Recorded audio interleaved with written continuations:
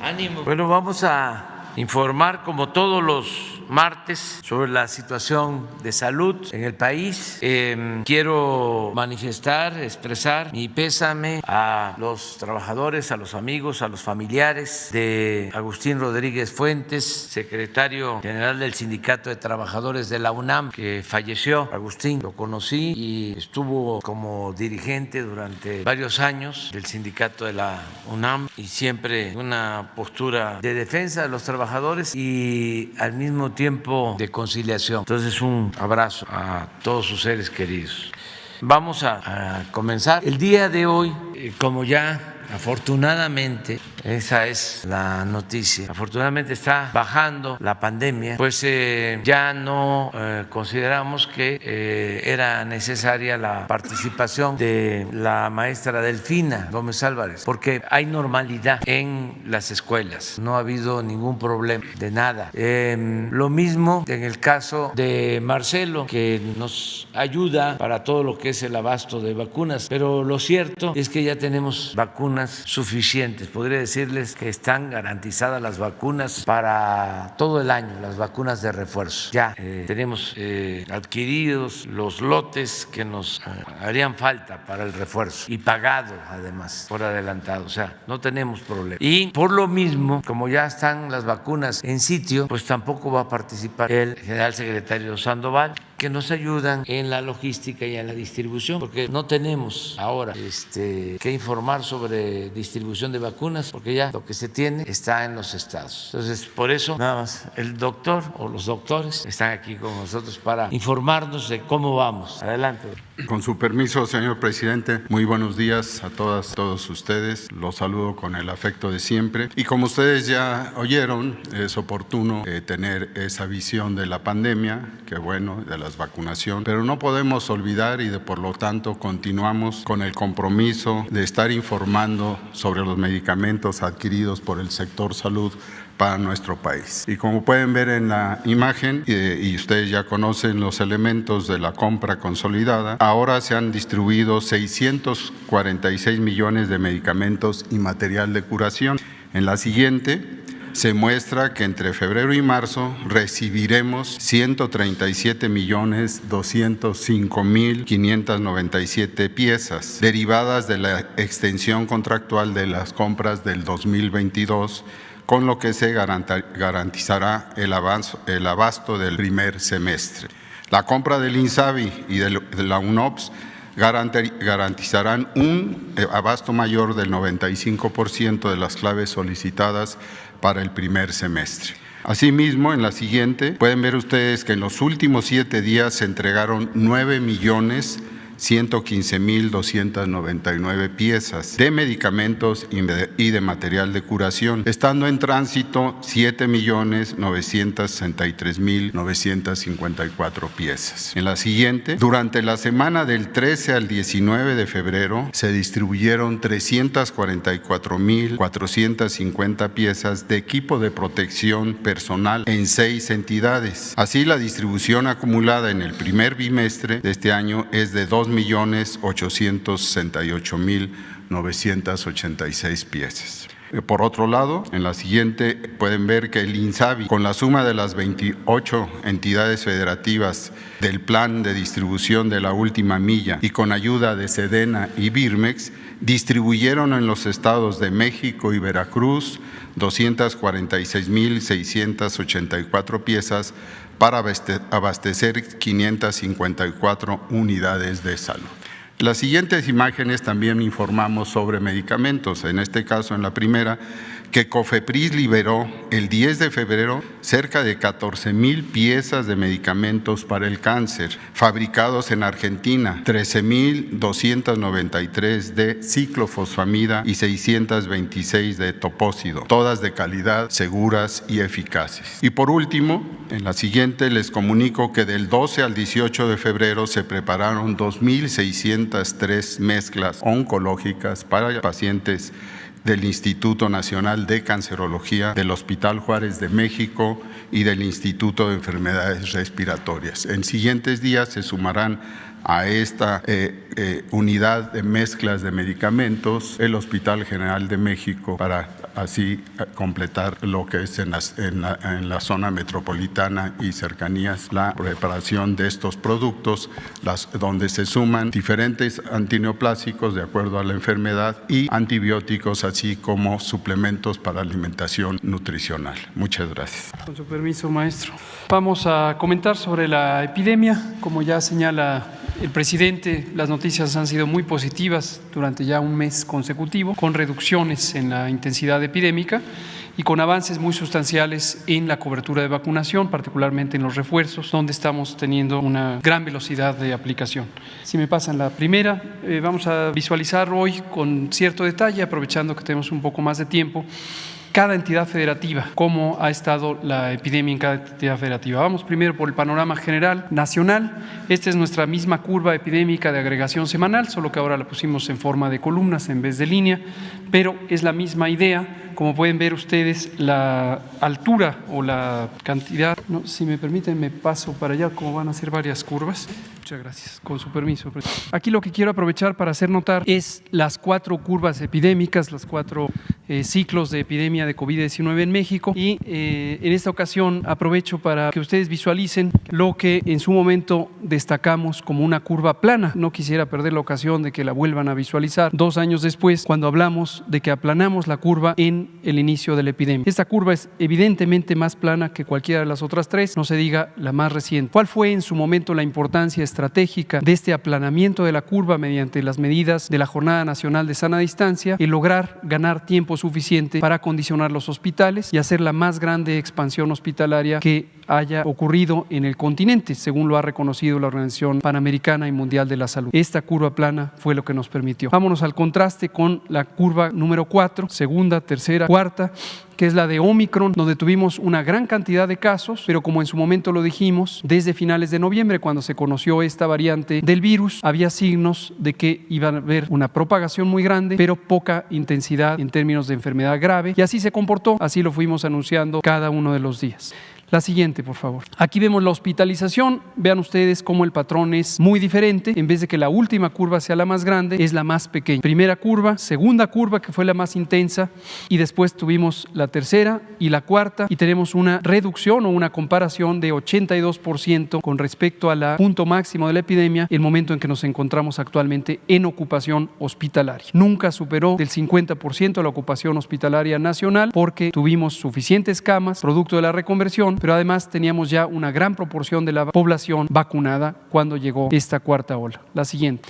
Lo mismo en las defunciones. Vean ustedes que la segunda ola fue la más intensa y después tuvimos la tercera y la cuarta, y también la comparación es muy notoria entre el punto máximo de la segunda curva y el momento actual. Hay 76% de diferencia. Y afortunadamente llevamos también ya 2 semanas consecutivas de reducción de la mortalidad. Ahora vamos a ver en las siguientes lo que ocurre en las escuelas. Esto también lo hemos estado destacando porque es un monitoreo que nos interesó desde el inicio, cuando decidimos que se abrieran las escuelas para no perder ya los beneficios de la actividad educativa, y fuimos monitoreando para que no hubiera contagios en las escuelas. Lo que encontramos es que no los hubo, siguió reduciendo la epidemia, y fue durante el periodo vacacional de invierno donde empezó la cuarta ola, completamente independiente de la apertura de las escuelas. Igual que en todas las edades, hubo un incremento de los casos, menor proporción de casos graves. Afortunadamente en la infancia es donde existe la menor probabilidad de que haya enfermedad grave, y después empezó desde el 15 de enero a reducirse. Y el porcentaje de personas menores de edad que representan casos en la epidemia se mantuvo estable o incluso disminuyó a lo largo de esta curva número 4. La siguiente nos muestra la afectación de escuelas. Ha estado fluctuando desde punto 2, la semana pasada informamos punto 12, actualmente punto 14, una pequeña variación. El número o proporción de escuelas que han tenido algún grado de afectación mayormente se presenta un caso en algún salón, se interrumpe la actividad en un salón o a veces en los planteles durante 5 a 7 días. La siguiente. Ahora sí vamos a ver en las entidades federativas, cada una de las entidades federativas, para que usted, si vive en cualquiera de estas 32 entidades, identifique lo que ha pasado en su localidad. La siguiente. Vámonos una por una, pero de manera ágil. Vamos a estar viendo lo mismo, la curva epidémica de casos registrados, en la gráfica grande en color azul, y en el recuadro más pequeño en color verde, la curva de defunciones. los dos elementos más indicativos del curso de la epidemia. Este es Aguascalientes y en todos los casos vamos a ver una primera curva generalmente plana, una segunda curva más intensa, una tercera curva más pequeña y la de Omicron, la cuarta curva más grande en número de casos, y vean ustedes en la mortalidad. Aquí vemos que ya está disminuyendo y lo mismo la mortalidad está en descenso. Mismo patrón para las 32 entidades federativas, lo vamos a ir a apreciar. La siguiente, este es Aguascalientes. Baja California, lo mismo, casi se acaba ya la epidemia en Baja California, lo mismo las defunciones en claro descenso. La siguiente, Baja California Sur, mismo patrón. La siguiente, Campeche, lo mismo, casos, defunciones. La siguiente, Chiapas, lo mismo. Vean ustedes también la variación que existe en la intensidad de las curvas epidémicas entidad por entidad. Esto también en su momento lo destacamos desde el inicio de la epidemia, y la presentación de la epidemia no ocurrió al mismo tiempo en todo el país. Esto es lo que en su momento dio lugar al semáforo de riesgo COVID como un mecanismo diferenciado de estimar el riesgo epidémico, la probabilidad de que haya resurgimiento de la epidemia o complicaciones en cada entidad federativa. Y recordar también, aprovecho en los recordatorios, que cada autoridad sanitaria está representada por los gobiernos de las entidades federativas, y las decisiones específicas de cómo, cuándo y dónde implantar las distintas intervenciones de la estrategia nacional quedaron sujetas a la responsabilidad de las autoridades sanitarias estatales. Por eso, cuando se habla de la estrategia y se identifica lo que hizo el gobierno federal, hay que tomar en cuenta que su impacto directo dependió también de la efectividad, la oportunidad y la eficiencia con que las autoridades estatales, que son autoridades sanitarias, de acuerdo a la Ley General de Salud, implantaron esas medidas. Este es el caso de Chiapas. La siguiente, Chihuahua, lo mismo, en descenso. La siguiente, Ciudad de México, también en claro descenso. Vean ustedes las defunciones en la Ciudad de México, siguen el patrón nacional. Progresivamente tuvimos una reducción en las defunciones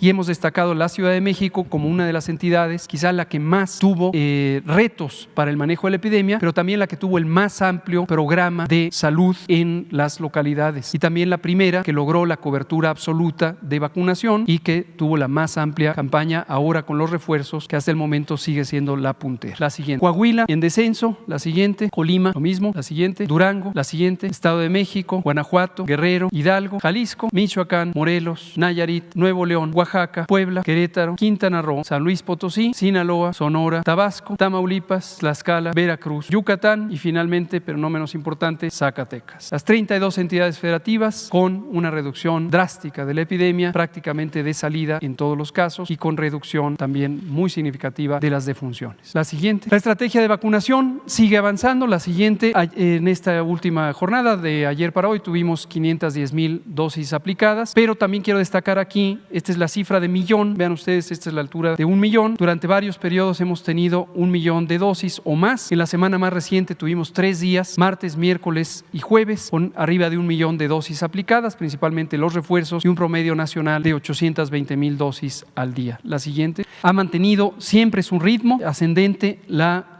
curva de dosis aplicadas. La siguiente, corresponden ya a 85 millones de personas, mayormente 93% esquemas completos. La siguiente, la cobertura nacional, como hemos destacado, está arriba del 90%, ninguna entidad federativa está por debajo de 70%. Las que han significado un reto mayor son los estados que tienen dispersión territorial y poblaciones rurales, Chiapas, Oaxaca, Guerrero, pero encontramos muy buena colaboración tanto de las autoridades locales como desde luego de las poblaciones y las autoridades municipales. La siguiente, este es el resumen de lo que se ha logrado, es 86% la cobertura para cualquiera de las edades que se están involucrando, 90% la cobertura en adultos, es lo que acabo de presentar, y vean ustedes, niñas, niños, adolescentes, 14 a 17 años, 52%. La siguiente, respecto a los refuerzos, estos son los grupos de edad específicos, 69% la cobertura en personas de 60 años y más, 43% en personas de 40 años y más y 24% en el grupo que se abrió hace 12 días, el grupo de personas de 30 a 39 años. La siguiente, hemos recibido 202.5 millones de dosis de estas 7 vacunas, aquí se ve lo específico. Como ya hemos anunciado, estamos en proceso de recibir 18 millones de dosis adicionales del mecanismo COVAX, nos queda todavía pendiente que nos entreguen el producto y tenemos reserva reservas completas de las que han llegado, ya se han distribuido prácticamente todas, se han aplicado prácticamente todas, pero con estas 18 millones y otro tanto que quedará por definirse por parte de COVAX, tenemos suficiente para cubrir todos los refuerzos que están pendientes. La siguiente. El último mensaje es un recordatorio. Ya abrimos todo el registro, todo el preregistro para niños, niñas y adolescentes de 12 a 14 años si tienen las enfermedades crónicas que aumentan el riesgo de COVID grave y que hemos anunciado repetidamente, 15 años en adelante, tengan o no tengan alguna condición de salud, y personas adultas 18 años en adelante. La página es mivacuna.salud.gov.mx y es importante registrarse, nos ayuda a planear la distribución de vacunas, pero toda persona que no se haya vacunado es bienvenida a vacunarse en los puestos de vacunas. Muchas gracias, presidente. Vamos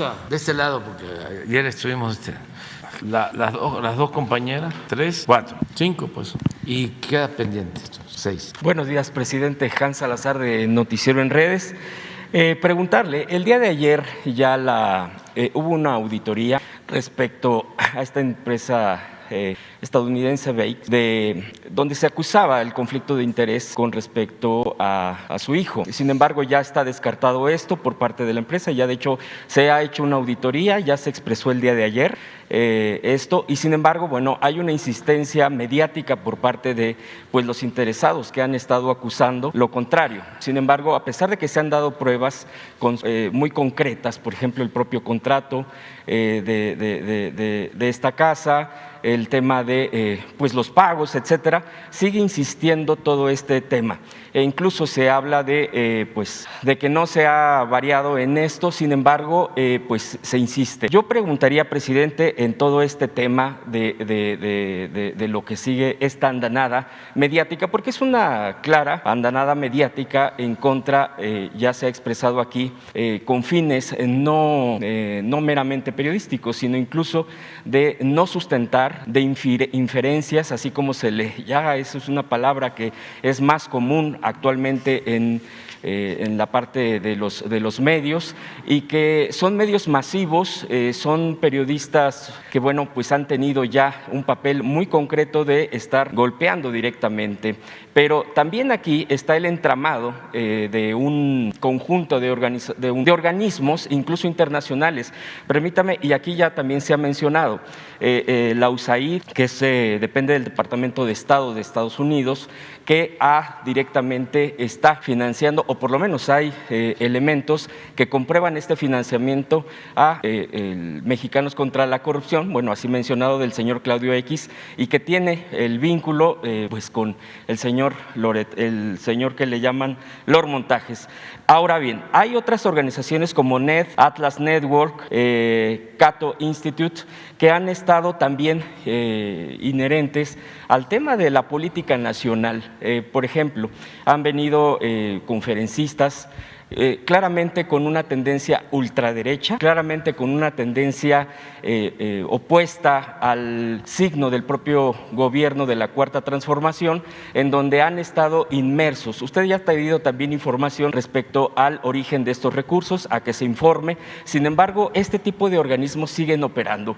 Por ejemplo, hay varios empresarios que tienen que ver con sus organizaciones que aparentemente son no gubernamentales, o así se les ha mencionado, o de la sociedad civil, pero están haciendo una operación política claramente, y que estos recursos probablemente sigan fluyendo. Presidente, finalmente yo en este sentido, en todo este esquema, en los elementos que le menciono que han salido el día de ayer, esto no tendría, usted lo lee como también una posible injerencia de esto de golpeteo, incluso externo y aquí nacional, contra la propia reforma eléctrica, presidente, y una presión para que evidentemente los intereses de ciertas empresas transnacionales no se vean afectadas con esta reforma que pretende la soberanía al país, presidente. Pues sí, ese es el fondo del asunto, ¿no? No es una campaña mediática sin causa de fondo. Es una campaña mediática porque nosotros tenemos una postura política y estamos enfrentando a un bloque conservador, yo agregaría corrupto, a una mafia de poder que dominó el país durante 36 años. Entonces, ni siquiera es un asunto personal o periodístico, es una disputa por la nación. A veces se gana el gobierno, pero no el poder. Y aquí sí, es una lucha de poder con dos concepciones distintas. La concepción nuestra es que el poder solo tiene sentido y se convierte en virtud cuando se pone al servicio de los demás. Y la concepción de ellos de poder es distinta. Es acumular dinero por los medios que sean, sin escrúpulos morales de ninguna índole, y actuar de manera clasista, racista, discriminatoria, no tenerle respeto al pueblo, ya no hablemos de querer al pueblo. Entonces son los dos proyectos, pero esto viene de tiempo atrás, nosotros los hemos enfrentado durante años. Claudio X González, hijo, pues trae la escuela del padre, que fue el que encabezó la guerra sucia en el 2006, era presidente del Consejo Coordinador Empresarial. Llegó a decir que si yo ganaba, no descartaban la posibilidad de actuar como en 1973, cuando se llevó a cabo un golpe de Estado, cuando Pinochet. Es lo mismo. Yo recuerdo una reunión convocada por empresarios en el 2006 en Valle de Bravo, y Claudio hijo me cuestionó por mis posturas, y ahí salió lo de la venta de Banamex, de que no habían pagado impuestos y que si no habían pagado impuestos era porque así estaba la ley, y les respondí que no era un asunto legal sino moral. ¿Cómo vendían un banco en 12,000 millones de dólares y no pagaban un centavo de impuestos? Pues esa es la misma historia. Está hablando de 2006, pues ya lleva más de 15 años. Y siempre los hemos enfrentado, Y ellos han contado con los medios de información y han estado financiando campañas con ese propósito. Y convocan o enganchan a periodistas que los vuelven mercenarios para hacer investigaciones en contra nuestras, en contra de nosotros. O sea, imagínense cuántos tiempo, videos, hay un video de la campaña pasada sobre populismo, financiado también por ellos. Y todos estos periodistas, en los últimos tiempos, los contratados por Claudio X González, pues surgen del Reforma, algunos hasta del Proceso, toda la mayoría del Reforma. Estos que hacen la investigación, que hizo la supuesta investigación de la casa de José Ramón, viene de AM, de León, que es el equivalente al Reforma, de Guanajuato. Y se atrevió a decir Carmen Aristegui de que era un hombre o un periodista objetivo, que por eso ella de prestigio. De prestigio. Pues sí, en ese ámbito donde se forman, tienen prestigio, porque están alineados a un bloque conservador. Entonces el propósito es dañarnos, el que puedan desacreditarnos, nada más que no lo han logrado ni lo van a lograr, porque tenemos autoridad moral. Ya lo he dicho varias veces. Si fuésemos corruptos como ellos o deshonestos, porque no solo es dinero, es deshonestidad, falta de ética en el periodismo, es mentir, hacer daño sin tener elementos, sin tener pruebas. Bueno, si no tuviésemos como escudo nuestra autoridad moral, ya nos hubiesen destruido. Es más, no estaría yo aquí, no hubiésemos aguantado. Pero hemos salido de la calumnia ilesos. Esta fue otra andanada y vendrán otras. Y es muy importante también que todo esto se ventile, se sepa de que los medios, no todos, pero sí son defensores de grupos de intereses creados, de gente que no pagaba impuestos, que manejaban la política económica, tenían mucha influencia con los presidentes. Imagínense si Claudio, papá, fue el jefe de todo el grupo que llevó a cabo el fraude electoral del 2006, que se robaron la presidencia de la República. Pues ni modo que el presidente no lo atienda. Todavía hasta el sexenio pasado le recomendó al presidente Peña que para tener dinero en el gobierno que aumentara el precio de las gasolinas, y le hicieron caso. De 10 pesos terminaba costando la gasolina 20, y ese fue Claudio X González, papá. Y el hijo pues es lo mismo. La señora Amparo Casal, pues también de Gobernación, con Krill, vinculada al grupo de Aguilar Camín, desde luego a Claudio. Entonces son los mismos que hemos enfrentado desde hace mucho tiempo. Lo que ahora está quedando de manifiesto es de que pues no son independientes, ni neutrales, ni centristas, ni socialdemócratas, ni moderados. No, están en el bloque conservador y corrupto en este país. Y acerca de la intervención de Estados Unidos, pues es muy lamentable, pero también desde hace tiempo se ha venido dando en los cables de Wikileaks, que por ejemplo toda esa gente, todos esos periodistas, ninguno demanda la libertad de Assange, de Wikileaks, que lo tienen preso. Ninguno, porque en sentido estricto pues no son periodistas, no enfrentan al poder opresor, no, enfrentan a quienes luchan en contra de la opresión. Entonces, ¿pero qué dio a conocer este periodista, este investigador? Pues son los cables de la información secreta, y ahí en esos cables que tienen que ver con México aparecía que la señora Denise Drescher iba a la embajada de Estados Unidos a informar. Entonces, ¿qué me puede sorprender? Que ahora siga con esa postura o que pertenezca a un grupo que recibe dinero del gobierno de Estados Unidos, como este grupo de Claudio X González, de la señora Casar. Pues es lo mismo. Yo lamento mucho que el gobierno de Estados Unidos no cambie su política exterior, que sigan practicando la misma política de hace 2 siglos. ¿Cómo se llamaba el embajador famoso? Poinsett.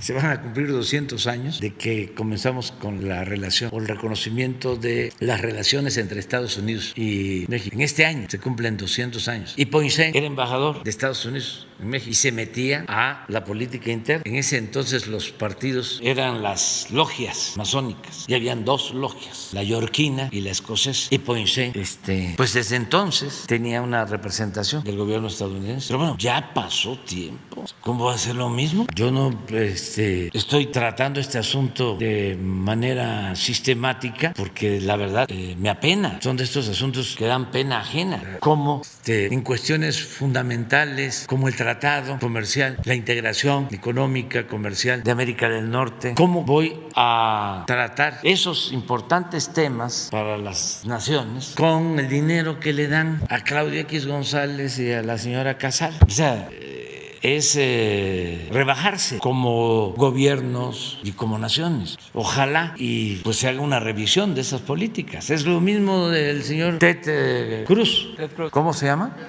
Ted Cruz. Ted Cruz, sí. Imagínense, ¿por qué se mete? Porque es amigo de Junco, del Reforma. ¿Qué tiene que meterse? Yo le diría a los estadounidenses que son nuestros amigos, que tenemos muchos amigos en Estados Unidos y muchos amigos estadounidenses de origen mexicano, pues que consideren a ese señor como un metiche que está auspiciando la discordia, y esto que lo tomen en cuenta por si este señor quiere seguir siendo senador o gobernador o presidente, pues que no estén pensando en una persona así. Claro que somos libres, pero imagínense un candidato a algún cargo en cualquier país que se mete en la vida interna de otro país. Entonces, a mis amigos estadounidenses, a nuestros paisanos, pues que no le tengan confianza a este señor Ted Cruz, porque es chueco, así de claro. Presidente, ¿es guerra híbrida lo que está? ¿Mande? ¿Usted ve también que este esquema es la guerra híbrida en contra del gobierno de la 4T? Sí, es una especie de golpismo mediático. Esto lo aplican en todo el mundo. Cuando hay un líder, un dirigente, un gobierno que defiende los intereses del pueblo y que no se somete al dominio oligarca, siempre tratan de socavarlo, de disminuirlo. Y para eso, pues son las campañas, ¿no? Imagínense esto último, de que hay un conflicto de intereses. Casi hice un acuerdo con una petrolera para que le rentara una casa a mi hijo. Ese es el gran periodista, ¿cómo es que dijo Carmen Aristegui? Prestigioso. El prestigioso periodista. Pero desde luego, como esa mentira se repite y se repite y se repite y se repite, pues puede convertirse en verdad o confunde. Por eso hablo de que la calumnia cuando no mancha tizna. Además, los conservadores, que no solo son estos corruptos, tranzas, también son gente que tiene un pensamiento retrógrada. Entonces esos son dogmáticos, esos creen todo, se tragan todo, con gusto además, no entienden nada. Esto lo saben en las familias hay quienes tienen hermanos, tíos, papás, así, y no pueden hablar con ellos. Se llega a casos en donde no se tocan esos temas en familia, porque no hay ninguna posibilidad de que entren en razón. Yo también por eso no dedico mucho tiempo a querer convencer a la élite y algunos sectores de clase media. No, les digo, como lo mencionaba el maestro Pellicer, sigue usted su camino, ahí vas bien, sigue escuchando a Loret, sigue escuchando a Carmen Aristegui, sigue leyendo el Reforma, vas muy bien, el Universal, ahí la llevas, está bien, estás bien informado. O sea, a mí me importa más y dedico mucho más tiempo a estar informando a la mayoría del pueblo, y no me cuesta mucho trabajo, porque es una mente más abierta, limpia y desde luego muy leales, muy leales. Imagínense, hay políticos, mujeres, hombres, que nosotros les dimos la oportunidad. Yo soy responsable, soy culpable, porque los invitamos a participar y sin nada, sin haberles hecho nada, traicionaron el movimiento. Eso no pasa con la gente humilde, con la gente pobre. Yo a veces digo, ¿y esta señora que me quiere meter a la cárcel, qué le hice? Sí, lo único fue que cometí a lo mejor el error de invitarla, pero ¿en qué la dañé? No, en nada. Es un pensamiento conservador. También lo entiendo, pero eso es lo que está sucediendo. Ahora, no hay que desaprovechar el momento que estamos viviendo. Esto nunca se había presentado. Son tiempos interesantes, son momentos estelares en la historia política del país y significan cambios. Es transformación. Lo que tenemos que buscar es que continuemos aún con la guerra sucia sin caer en la violencia, nada más. Pero como la gente está tan informada, tan consciente, como lo hemos dicho, el que actúa mal queda en evidencia, y hay cosas que se tienen que seguir tratando, debatiendo, como lo de los sueldos de los altos funcionarios públicos. Seguirle la pista al dinero. Ahí está la clave. Poderoso caballero don dinero, ahí está todo. Y no dejarse engañar de que es distinto esta periodista o este periodista que este otro. No, es como antes que se decía que un partido era distinto a otro. No, son iguales, unos corruptos hipócritas y los otros corruptos cínicos. Es lo mismo en el periodismo. Lo decía el doctor Nava, decía, aquí en San Luis hay dos periódicos, uno abiertamente en contra de nosotros y otro pseudo plural. El que más daño nos hace, decía, es el pseudo plural. Por eso es cuando dicen que son distintos Carmen que Loret. Yo digo, ¿quién sabe? Políticamente hablando. Porque Loret, ¿qué escrúpulos puede tener? O sea, eso es abierto, como decía don Fidel Velázquez. Soy charro y qué. Pero lo otro es la simulación, la supuesta objetividad, la independencia. Entonces, en momentos de definición, eso no. Términos políticos, no hay muchas diferencias y mucha gente se confunde con ese tipo de periodismo, que creen que son independientes, que no tienen partido, que no pertenecen a ningún grupo. ¿Cómo no? Pertenecen al bloque conservador. Nada más con el hecho de escribir en Reforma, pues ya se sabe cómo se piensa. O hay algún escritor en Reforma que opine distinto a la línea editorial del Reforma. Ahí estaba Lorenzo Meyer, pero ya no está ahí. Todos los demás, todos. Ahí son más claros, conservadores. El Universal durante mucho tiempo mantuvo una línea editorial interesante porque sus notas informativas a favor del régimen. Yo creo que desde que se fundó el Universal, en la época de mi paisano Pallavicini, que estaba vinculado a la empresa petrolera El Águila. Todavía creo que es su símbolo, ¿no? El águila. La empresa. Y bueno, con el tiempo, pero ahí escribía el ingeniero Alberto Castillo y varias gentes de izquierda y gente consecuente. Entonces tenían la parte editorial. Era, vamos a decir, plural. Escribía gente, pues, honesta. Pero la línea del periódico en lo informativo, pues, era completamente apegada al régimen, de subordinación al régimen. Y algo todavía conservan, porque ahí están los moneros, cuando menos Helio Flores, ¿sí? Que yo, y puede ser que esté escribiendo alguien ahí, uno o dos, pero todavía algo, ya muy poco, porque últimamente les apretaron a todos y me mandaron a decir algunos de que ya les pedían de que se lanzaran en contra de nosotros, pero todavía hay algo ahí. Bueno, con Helio ya es. Y está Meyer también, Lorenzo, los domingos domingos Lorenzo Meyer. Y Lorenzo Meyer, Los sí, domingos. no, pero en el Reforma, nada. Y forman parte pues de ese grupo. Entonces, no, y muy vinculados a esta política de financiamiento de Estados Unidos o de injerencia de Estados Unidos en los asuntos internos del país. Segundo tema, presidente, la empresa Euskadi que existió hace mucho tiempo, La Llantera, bueno, pues tuvo un proceso que usted seguramente conoce, de los trabajadores que estuvieron en lucha incluso por décadas. Llegaron a formar tenían un sindicato muy fuerte de defensa de sus derechos, de honestidad. Sin embargo, bueno, pues los poderes económicos que incluso llegaron a intervenir por las negociaciones, por los acuerdos, las ventas, compras, etcétera, de acciones, llegaron a formar una cooperativa. La cooperativa actualmente existe. Sin embargo, también desafortunadamente, pues el dinero, el tema de quienes manejan luego las cooperativas, por ejemplo, el caso aquí mismo se ha expuesto de Cruz Azul, pues llega a corromper también a quienes encabezan.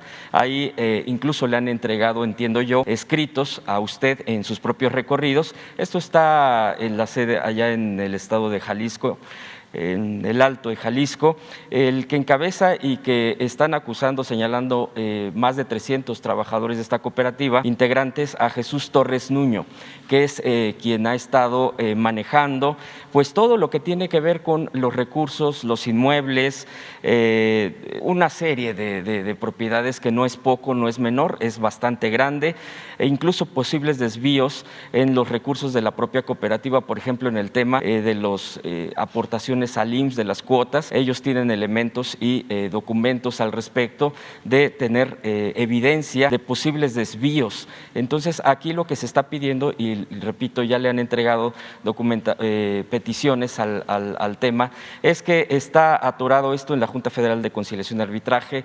El tema de la Secretaría del Trabajo no ha aportado bastante en cuestión de apoyarlos, de acompañamiento, pues como sus derechos también pudieran estar siendo defendidos, y también están pidiendo esta investigación a la propia cooperativa, a quienes están controlando esto de parte de la Unidad de Inteligencia Financiera eventualmente, si es que obviamente hay los elementos suficientes que serían entregados por parte de ellos mismos, los trabajadores.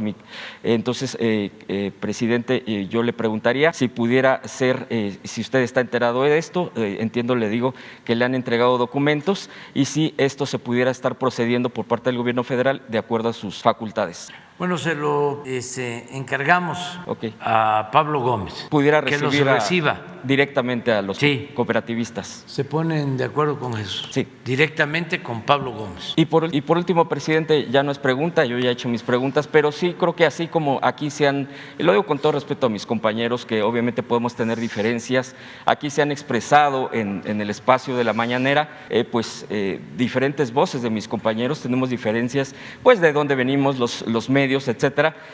Yo lo digo abiertamente, así como se han expresado aquí, no todos somos Loret, no somos mercenarios, muchos, no estamos en ese tipo de línea, y también creo que se tiene que escuchar en este tipo de espacios en la mañanera que habemos comunicadores a partir de diferentes experiencias de las propias plataformas digitales, de redes sociales, que no estamos de acuerdo y yo hablo por mí, yo no vengo a hablar por más, pero varios compañeros que yo conozco y que simpatizamos en la libertad de expresión no compartimos ningún tipo de actitudes mercenarias, y muy al contrario, estamos por la libertad de expresión, y creo que aquí se debe de escuchar también, así como respetuosamente hemos escuchado a otros. Y la diferencia, por ejemplo, que tenemos es que más allá de no preguntar, al contrario, creo que tenemos que preguntar, tenemos que avanzar y no revolver las cosas de una persona que ha estado usando los medios para golpear para fines políticos partidistas o políticos de ultraderecha. También habemos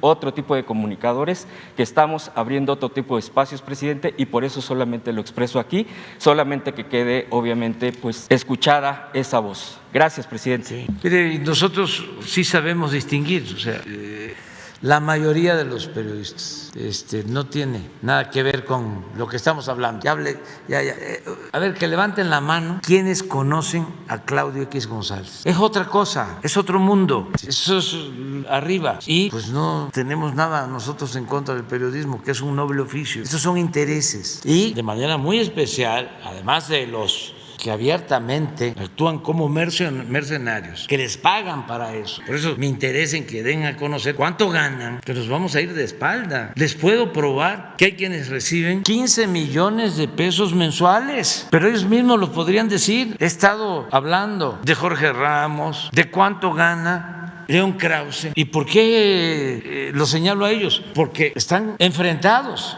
a nosotros, les pagan para eso. Pero a ver, finado Joaquín López Obrador, y Ciro y Loret, te estoy pidiendo que me autorice para que yo dé a conocer de que obtiene nada más de ingresos 35 millones de pesos al año, 35.200.000, que los tengo documentados. No lo puedo dar a conocer, mostrar las pruebas porque... Y también decirle a Carmen Aristegui que no es cierto de que ella no está ni a favor ni en contra mía. No es cierto, está en contra mía, para hablar claro. Y no habría ningún problema que estuviese en contra mía si yo no formara parte de un movimiento de millones de mexicanos que queremos llevar a cabo una transformación en el país. Ahora sí que no es conmigo, es con un movimiento transformador. Si ella no cree en eso, es otra cosa, pero nosotros sí creemos en eso y luchamos por eso y defendemos esa causa. Y además tenemos mucha fe en el porvenir y estamos sintiendo de que vamos avanzando y por eso estamos contentos, a gusto, felices. Entonces, que también entienda que no es un asunto personal,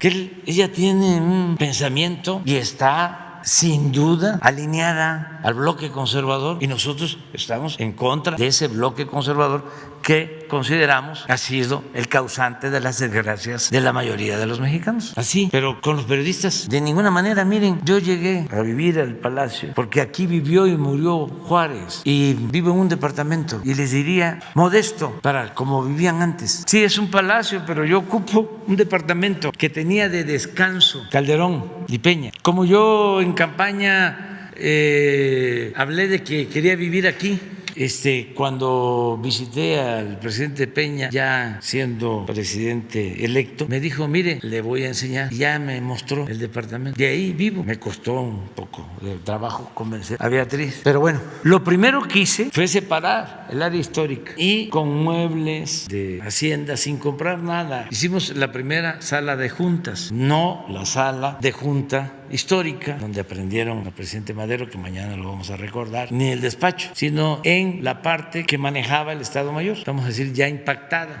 no los salones. Y la primera sala, que algún día les voy a invitar, bueno, les invito mañana, vamos la mitad y pasado mañana la otra mitad, así como están, esta mitad y la otra mitad. Sí, nada más ustedes, pero ya, y ya los que vengan después. Ya quedamos, mañana terminando, nos vamos a la sala y pasado mañana, que es jueves, ¿de acuerdo? O sea, el ala izquierda y el ala derecha. No, depende de donde esté uno ubicado. Bueno, mañana les invito. ¿Saben cómo se llama la sala? Daniel Cabrera, que es el periodista que más admiro, el director del Hijo del Aguizote. Así se llama la sala, Daniel Cabrera. Y entra uno y está la placa, no tenemos ninguna foto, y dice Daniel Cabrera y los olvidados. Y van a ver qué periodistas hay ahí. Desde luego, nada que ver con integrantes de medios de información que se han formado pues en el esquema de la política del poder y en los últimos tiempos en la política neoliberal. Entonces, mañana les invito para que es un poco por lo que él plantea. O sea, yo no estoy en contra de los periodistas, estoy en contra de quienes se venden, se alquilan, que están al servicio de estos grupos de poder y son grupos de presión, porque saben también para qué los usan, para sacar prebendas. Por ejemplo, esto de Loret, pues está demostrado de que tiene financiamiento de, ¿cómo se llama Latinus, vinculado con la venta de medicamentos a gobiernos. Entonces, ¿para qué usan ese periodismo? Pues para amedrar, para sacar provecho. Y además, si no se les dan concesiones, contratos, ahí va el reportaje en contra. Pero en fin, ya. Buenos días, presidente. Shaila Rosagel, corresponsal de Grupo Gili, El Imparcial de Sonora, La Crónica de Mexicali, Frontera de Tijuana y El Imparcial.com México. Buenos días, secretario, subsecretario. Presidente, sobre los hechos registrados de violencia en Caborca, donde alrededor de 50 vehículos la semana pasada irrumpieron en Caborca y bueno, se llevaron a 5 personas que ya fueron liberadas. Presidente, ¿qué avances tiene en las investigaciones sobre lo que está sucediendo ahí en Caborca? Y pues, ¿qué se va a hacer para evitar que estos hechos se repitan? Ayer usted comentaba que Sonora salió en el 5º lugar ahí entre los 6 estados donde se concentra el 50% de los homicidios por lo que ocurre en Ciudad Obregón y Caborca precisamente. Entonces, que nos pudiera comentar. Pues vamos a continuar apoyando en Sonora para enfrentar estos grupos. Esto tuvo que ver, según alguna información, con detenciones que se han llevado a cabo en esa región de Sonora. Y fue así espectacular. Afortunadamente ya liberaron a los jóvenes y ya hay, vamos a decir, tranquilidad. No quisieron hablar, no han querido hablar los jóvenes, entendemos por qué, pero se está actuando.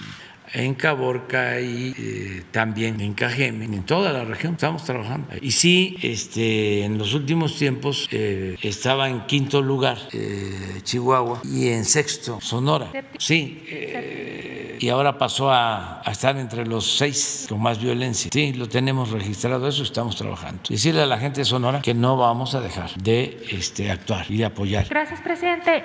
En otro tema, presidente, preguntarle, cuando ya se termine la aplicación de las dosis de refuerzo de la vacuna para los grupos prioritarios, si han pensado o analizado en incluir a los niños de 5 años en adelante, ya que se incluye ya a los adolescentes, pero a este grupo de edad, preguntarle esto. Sí, se está revisando de acuerdo a lo que se recomienda, ¿no?, en estos casos.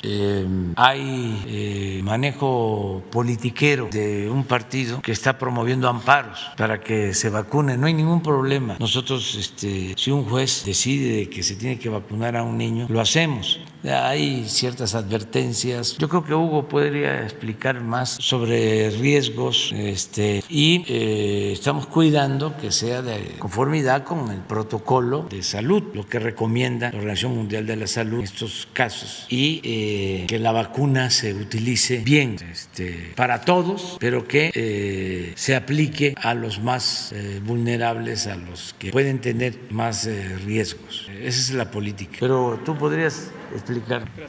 Gracias, Shaila, por insistir en este tema. Con mucho gusto lo volvemos a explicar. En términos generales, las intervenciones de salud pública, las intervenciones de salud colectiva, tienen que tomar en cuenta el beneficiar no solamente a cada persona, sino al conjunto de las personas. A veces no parece fácilmente entendible que pudiera haber contradicciones entre la idea de esta persona en particular o esta versus comparado con todo el conjunto de la población. Pero estas diferencias existen. Pueden haber situaciones en donde hay que pensar en el conjunto de la población porque es la manera en que se aprovecha más ampliamente la protección de una intervención de salud, en este caso las vacunas. La Organización Mundial de la Salud y diversas comunidades técnicas y científicas de la salud pública en el mundo, y desde luego nosotros también lo analizamos con el apoyo de distintas comunidades académicas del país, todas hemos identificado cuál es la distribución del riesgo, de la probabilidad de tener complicaciones por COVID. COVID, como también hemos comentado desde que empezó la epidemia, es una enfermedad en donde la enorme mayoría, afortunadamente la enorme mayoría de las personas que se infectan por el virus SARS-CoV-2 no tienen enfermedad grave. Cerca del 85-87%. Lo que tienen una enfermedad leve, se autolimita, se resuelve espontáneamente por la respuesta del propio organismo. Pero hay un 15-12% que sí puede tener enfermedad de importancia, llegar a ser hospitalizada o desafortunadamente morir, como ha ocurrido en todo el mundo. ¿Para quién tiene la mayor probabilidad de morir o de resultar hospitalizada o de requerir intubación? Las personas adultas, particularmente a partir de los 45 años en adelante, 46, 47, 48, hasta los 100 años o más. Conforme aumenta la edad, aumenta la probabilidad de que haya complicaciones. Por debajo de los 45 años, la probabilidad es todavía más baja y más baja y más baja y más baja. Y el mínimo de probabilidad de complicación está precisamente en las personas, en los niños de 5 a 10 años. Tienen el mínimo riesgo de todo el riesgo posible de tener complicaciones. ¿Qué debe hacer uno cuando piensa científica, técnicamente en la salud pública? Debe cuidar que un recurso como la vacuna se utilice prioritariamente en las personas que tienen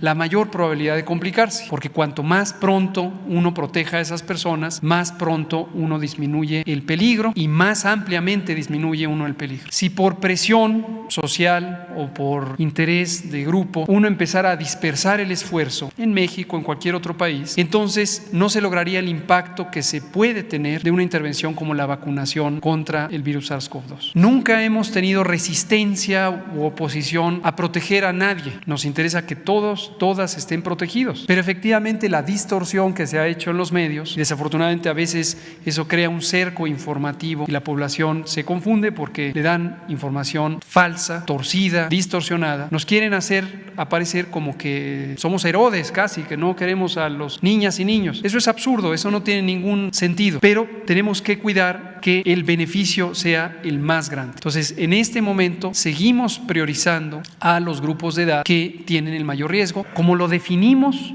desde el 8 de diciembre de 2021, cuando presentamos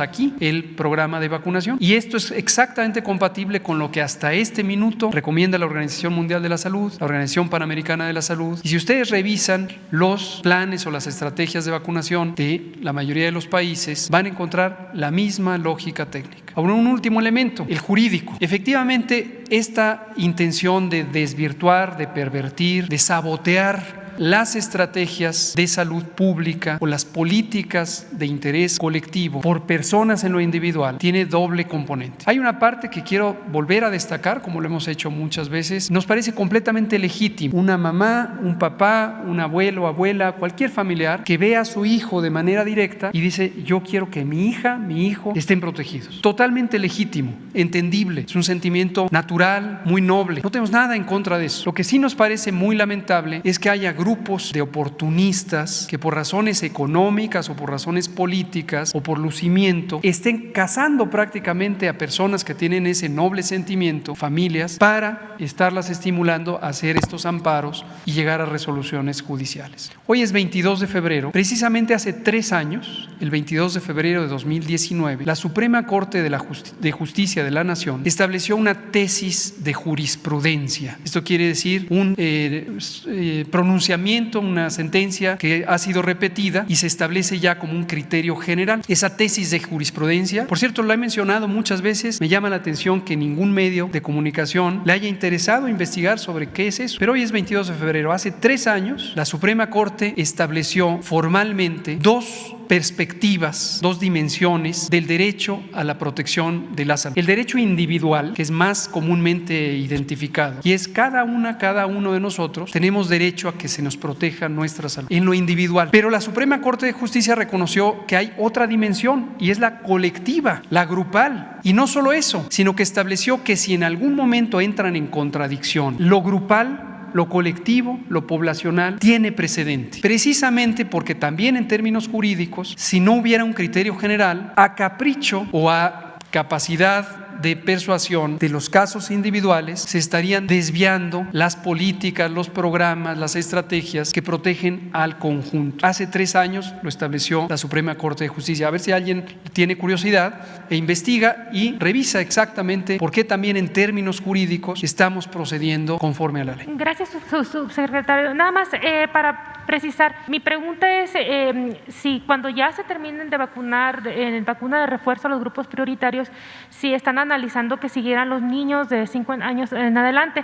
Y también el presidente mencionó que están viendo o han visto algunos riesgos en la vacuna, o sea que ha sido como, si nos pudiera ahondar un poquito en eso. Gracias. Qué bueno. Gracias, Shaila Rosagel, por retomar este tema. Y espero que esto pase el cerco informativo, pero desde luego a través de ustedes. No tengo mucha esperanza que en los medios corporativos, como los que señalaba el presidente, vamos a encontrar esto. Seguramente lo que vamos a ver mañana en el encabezado es: López-Gatell insiste en que no se vacunen a los niños. Cuando uno piensa en una intervención de salud, la que sea, hay que sopesar 2 elementos: el beneficio y el posible riesgo que pudiera conllevar. El beneficio está en proteger frente a, pensemos en esto, en el COVID, la probabilidad de tener enfermedad grave. Ya dijimos que si nos vamos a niñas, niños de 5 a 10 años, su riesgo es muy bajo. Entonces, la probabilidad de que haya beneficio es pequeña, porque el riesgo de entrada es muy bajo. Entonces ya no agrega mucho más el vacunar. Las personas, las familias que de manera muy legítima tienen la preocupación por sus hijos, les vuelvo a decir con todo aprecio y respeto, no piensen en que las niñas y niños tienen el mismo riesgo que hemos visto y que nos ha marcado a todos con tristeza de las defunciones, las hospitalizaciones que ocurren en las personas adultas. Psicológicamente uno está pensando en lo terrible que ha sido la epidemia, uno voltea a ver a su hija o hijo y piensa que le va a pasar lo que ha pasado con esta epidemia, pero no, niñas y niños tienen un riesgo muy bajo, excepto por supuesto quienes tienen comorbilidades, y por eso llevamos ya meses vacunándoles con la vacuna contra el COVID.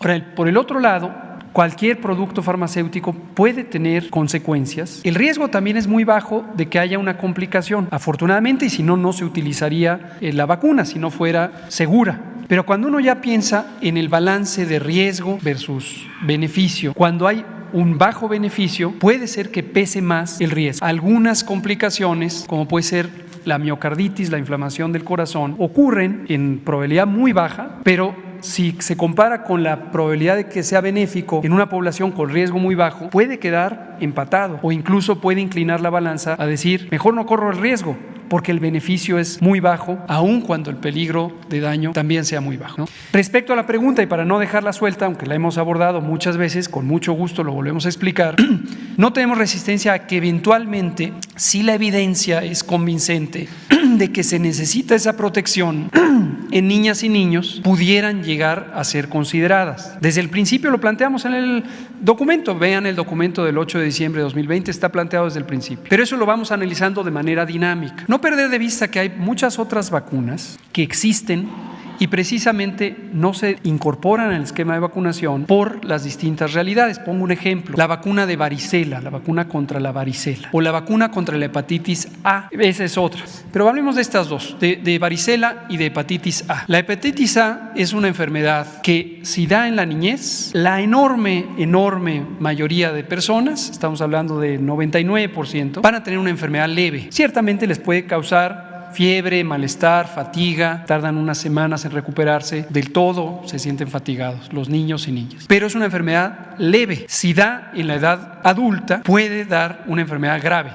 También en la minoría, pero puede ser grave. Sin embargo, cuando uno considera la perspectiva poblacional, colectiva, uno puede identificar que la utilidad de la vacuna es muy baja, porque la gran mayoría de las personas en México ya tienen anticuerpos contra hepatitis A después de los 15 años. La varicela lo mismo, la varicela exantemática es una enfermedad que si da en la infancia es una enfermedad leve, generalmente da entre los 8 y los 10 años de edad. Da fiebre, da ronchas, da vesículas, pápulas, deja algunas lesiones, pero es una enfermedad leve. Y pasados los 15 años, la enorme mayoría de las personas en el mundo, no solo en México, ya tenemos antecedente de varicela y tenemos anticuerpos contra varicela. Entonces, la vacuna igualmente no está incorporada en la gran mayoría de los esquemas de vacunación del mundo. Entonces, son ejemplos de vacunas que sí existen. Si uno lo piensa en forma individual, uno diría, yo quiero tener esa vacuna. Pero uno tiene que pensar en la política pública general y el balance entre su utilidad, su riesgo y el beneficio general que puede dar. Gracias. Adelante. Gracias, presidente. Marco Antonio Olvera, de la revista Énfasis y del canal Marco Olvera Oficial en YouTube. Presidente, el próximo 27 de febrero a las 12:30 del día, miles de mexicanos van a abarrotar el Zócalo capitalino con el afán de, por supuesto, refrendar el apoyo que tienen a su gobierno, y también el 10 de abril mucha gente va a salir, por supuesto, a votar para que usted sea mandatado para terminar los 3 años de su gobierno que le faltan, y por supuesto será un precedente para que los gobiernos que vengan después de usted, pues obviamente no se queden en el poder pese a que sean pues corruptos y estén saqueando el país. Sobre el tema de la prensa, presidente, yo quisiera insistir, en los últimos días pues se ha venido desatando una guerra cibernética a través de Twitter, YouTube y demás medios de comunicación. Sin embargo, yo quisiera escuchar su reflexión. ¿Cuál es el futuro de la prensa mexicana y de la prensa mundial? Porque pareciera que la prensa, no toda, por supuesto, pero pareciera que la prensa pues sigue haciendo de las suyas. En Suiza, los habitantes y el gobierno de ese país han votado para que ya nunca más se les dé dividendos del dinero público a la prensa. ¿Cuál es su reflexión reflexión sobre el futuro de la prensa, presidente, aunque ya da una explicación, pero yo quisiera saber cuál es el futuro que usted ve de la prensa, tanto de México como del extranjero, conociéndolo, porque pues ahora pues pareciera que Carmen Aristegui, Ciro Gómez Leiva, Carlos Marín y Loret pues han entrado al top 10 de las mentiras y el saqueo que han hecho a través del grupos de poder, donde pues ellos han sido los cómplices de ese tema. Le tengo dos preguntas, si me lo permite. Bueno, yo pienso que es un proceso de transformación que se va a dar de manera autónoma, independiente, aplicando la máxima liberal de que la prensa se regula con la prensa, que va a ser necesario que haya un cambio. Por ejemplo, aquí en México, si no preparan cuadros nuevos o le dan oportunidad a muchos periodistas nuevos que hay y siguen los mismos, pues cada vez van a tener menos credibilidad los medios, sobre todo los medios convencionales, o sea, porque ya de tanto mentir pues pierden credibilidad. Entonces ya incluso a los que están detrás, a los que aportan el dinero, pues ya no les rinde. Yo así veo las cosas. Antes era distinto, ahora ya esto es porque tenemos un pueblo muy avispado, muy consciente, y esto es en el mundo. Todavía, ahora que estaba la campaña a todo lo que daba, ¿no?, en contra de José Ramón, de su esposa, decía un personaje: estamos a periodicazos acabando con el movimiento, pero no somos moscas, pues. Pero se entusiasman con eso. No han entendido que ya son otras condiciones. Y ahí van a ir poco a poco, porque mientras nosotros estemos aquí, vamos a estarnos defendiendo, porque es defender un proyecto, y vamos a estar aclarando, informando, argumentando, y desde luego con el compromiso de respetar la libertad de expresión a todos. No vamos a decirle a ningún dueño de medio de comunicación: ya no queremos que esté esta comunicadora, este comunicador. No podríamos hacer eso por principios, por convicciones. Pero ya la gente está pensando de otra manera. Acerca de la manifestación, yo no tengo informes, y yo les diría respetuosamente que no se manifestara, que no haya ningún acto de apoyo. Qué mejor, como ciudadanos libres, independientes, participen el día 10. Pero el INE no colocó todas las urnas. Por ejemplo, en mi pueblo hay 4 urnas para 45,000 habitantes, imagínese usted. Bueno, que el que quiere ser libre lo será. Entonces, si hay que estar desde un día antes, hay que estar. Así hemos enfrentado todos los obstáculos, siempre. Nunca ha sido fácil. Siempre hemos luchado en contra de la corriente. Estamos enfrentando al INE. Parece mentira, pero es estar constantemente remontando pues todos estos desafíos. ¿Cuántas casillas se pusieron en la elección federal? ¿100 qué? 65,000. ¿Y ahora cuántas van a ser? 55. Se van a poner como la mitad, como el 30%. Sí. Pero no le hace. Y todo es para que sigan teniendo los mismos sueldos, ¿no?, los consejeros, y que se sigan dando la gran vida, ¿no? Porque no pudieron llevar a cabo un plan de austeridad para poder instalar más casillas, o llamar a las autoridades y a la gente para que se instalaran más casillas. No, porque lo están haciendo todo a regañadientes, no lo hacen con gusto, no les causa placer la democracia. Pero bueno, hay que confiar en la gente. Presidente, y ahorita que está usted diciendo que la prensa se regula con la prensa, ¿qué mensaje le daría a los dueños de los medios de comunicación? Porque los grandes medios no son reporteros, no son periodistas, son empresarios, son políticos.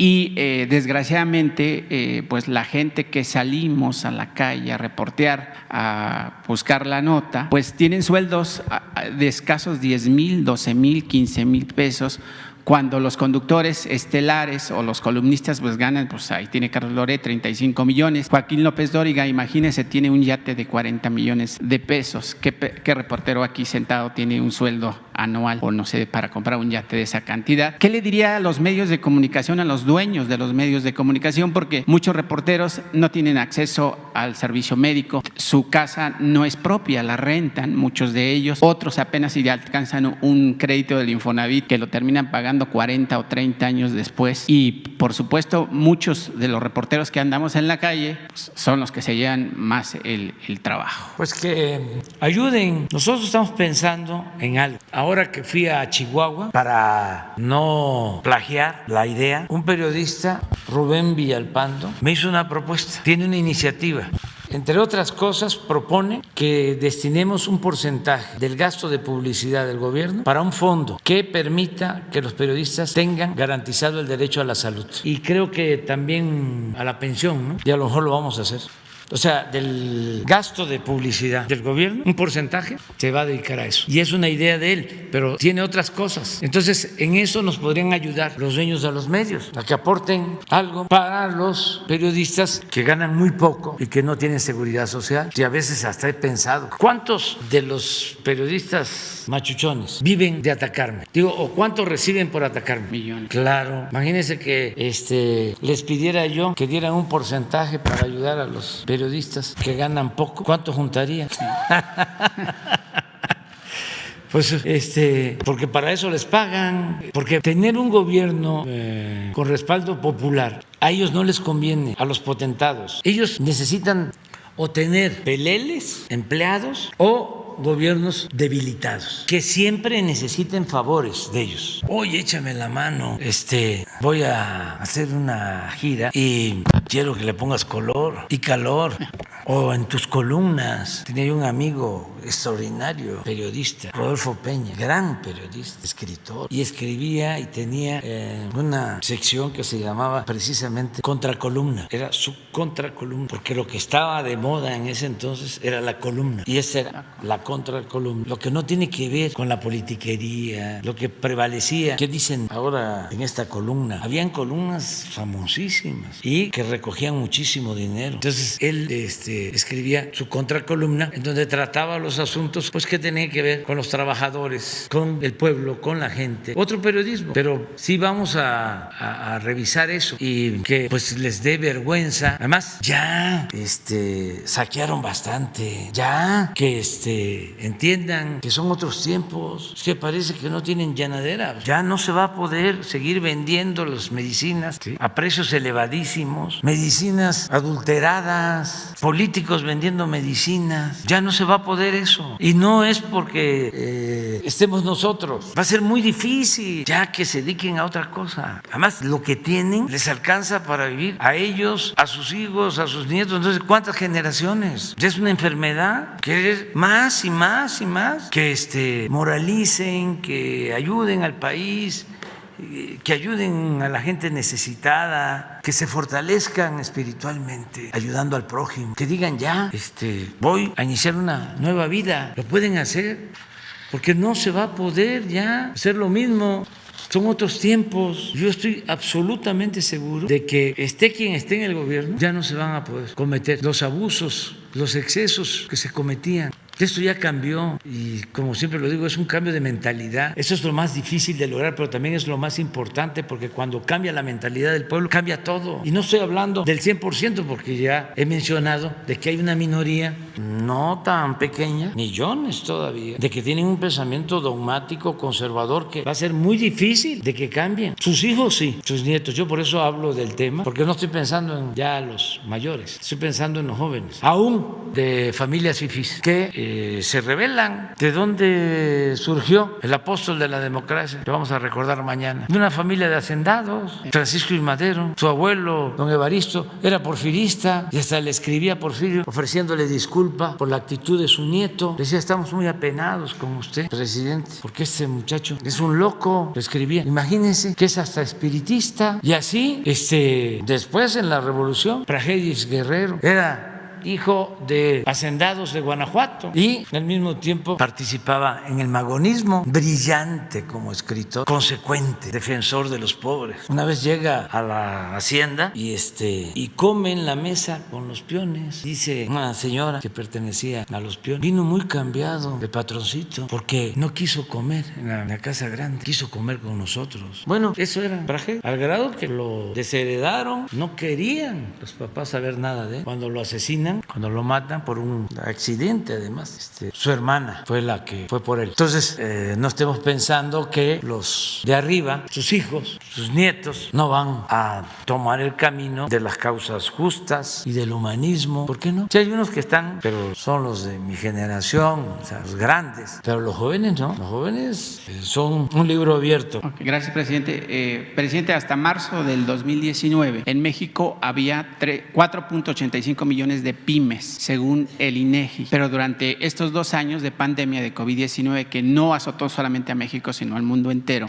han cerrado en nuestro país poco más de 1 millón de ellas, sobreviviendo solamente 3.85 millones. En ese sentido, presidente, la pandemia no ha sido el único factor que obligó a las empresas a cerrar la cortina, a bajarla. Existe otro factor: los bancos, las instituciones bancarias que otorgan créditos con excesivos porcentajes de interés. Prueba de ello es el banco Invex, que en 1991 surgió como casa de bolsa y desde 1994 cotiza en la Bolsa Mexicana de Valores, operando en 8 entidades de las 32 que tenemos en la República Mexicana y una sede más en Miami, Estados Unidos. Su actual director general es Jean-Marc Marcier Durán, y quien también consolidó un redondo negocio financiero con la línea de aeronáutica Volaris, donde los cuentavientes se les otorgan tarjetas de crédito para viajar a través de dicha línea aérea. Banco Invex se especializa en atender empresas, banca personal y banca transnacional, pero además es el responsable del quebranto de miles de empresas mexicanas, otorgando créditos buitres, como lo ha hecho el Fondo Monetario Internacional con países sobre todo de América Latina y África. Le pongo un ejemplo: la empresa promotora de servicios integrales para la construcción SADCB solicitó un crédito en 2018 por 250 millones de pesos con un interés del 17.95%. La empresa que recibió el crédito lleva 25 años en el mercado. Su dueño es una persona de la tercera edad. Genera 250 empleos directos y 80 indirectos. Hoy, a 3 años de la deuda, Invex le está cobrando 412 millones de pesos de intereses, solamente 162 millones, además de 66 millones de pesos que ya pagó el señor Artemio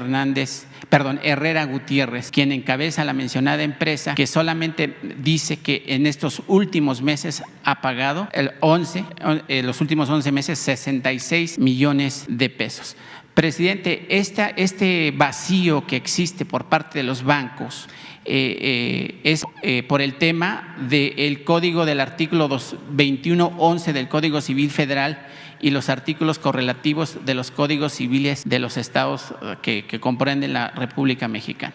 Presidente, ¿qué hacer con estos bancos? ¿Qué está haciendo la Secretaría de Hacienda y Crédito Público para permitir esos altos porcentajes de créditos? La Comisión Nacional Bancaria de Valores, porque prácticamente en México no estamos para cerrar empresas, presidente, y permitir que los bancos sigan teniendo grandes ganancias. El año pasado Bancomer obtuvo millones de dólares solamente en nuestro país gracias a sus operaciones. Bueno, vamos a pedirle a Leti que platique contigo y que se atienda al señor afectado y que se le pida a la Comisión Nacional Bancaria y de Valores un informe sobre este caso, si te parece. Sí, presidente, y rápido porque aquí los compañeros se van a molestar, solamente vengo 2 veces al mes. Presidente, existe una población de poco más de 120 millones de personas. De ese rubro, 61 millones son mujeres, o sea que ellas, las mujeres, representan poco más del 52% del total de la población.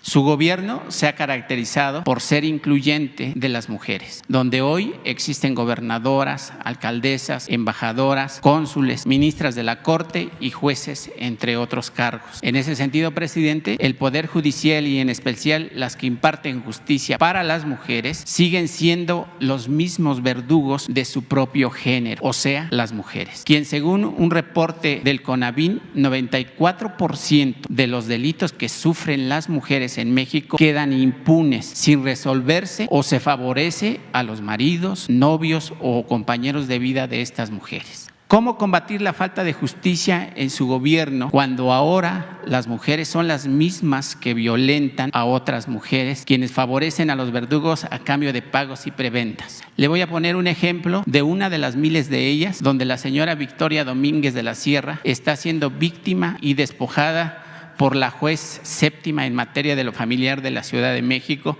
la maestra María Margarita Gallegos López, quien en contubernio con el esposo de Victoria Domínguez de la Sierra, el señor Jorge Rincón Dueñas, están despojando de sus bienes y sometiéndola a presiones psicológicas porque además de tener múltiples enfermedades, pues también tiene la que más prevalece es la tiroides. Este caso de violencia, presidente, en contra de una mujer por otra mujer que ejerce la justicia, entre comillas, está en el expediente 748-2020 en los juzgados de lo familiar de aquí de la Ciudad de México. Pues también le pedimos a Leti que nos ayude. Yo sí les puedo decir que las mujeres están cada vez participando más, que no son concesiones que se otorgan, sino que las mujeres están abriendo espacios para participar. Lo hacen muy bien, me consta, porque a mí me apoyan mujeres. El gabinete está integrado por hombres y por mujeres. Y también conozco de muchos casos en donde las mujeres defienden a las mujeres.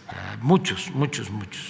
Les pongo un ejemplo un caso. La secretaria de Seguridad Pública, que es mujer, que atiende a todos, pero ante la denuncia de feminicidios y de abuso a mujeres, ella tiene un equipo especial, y así en otros casos. Entonces, para esto lo vemos con el Poder Judicial, incluso en la judicatura, que hay mujeres que nos consta que son defensoras de mujeres, y se ve el caso. Pues ustedes 2, 3, mañana, si les parece. Es que ya se nos pasó el tiempo, ¿sí? Jesús, son las dos compañeras y el compañero. Mañana abrimos con ustedes y queda el compromiso que terminando nos vamos a la sala, y pasado mañana ustedes.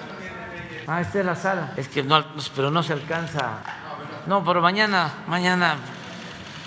también que vayan fotógrafos, desde luego, que vean. ¿Mande? Sí, hoy al mediodía tenemos una comida aquí. Sí, necesitamos que venga Román a ver cuando pueda y a mostrar lo que estamos haciendo sobre espacios en general para mejorar la situación urbana en colonias y los espacios deportivos, porque se están construyendo estadios, canchas, que nos traiga un informe y que también nos dé a conocer la situación de la regularización o el Plan de Desarrollo Urbano de Tulum, incluido el Parque Nacional de Tulum, el Parque del Jaguar. Nos vemos.